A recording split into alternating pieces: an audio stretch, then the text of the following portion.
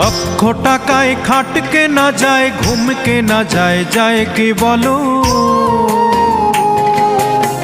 সোনার পালঙ্ক হলেই সবাই ঘুমিয়ে সুখ পায় কি বলো? লক্ষ টাকায় খাট কেনা যায়, ঘুম কেনা যায়, যায় কি বলো?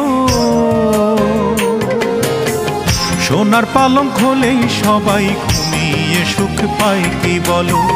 সোনার পালঙ্ক হলেই সবাই ঘুমিয়ে সুখ পায় কি বলো?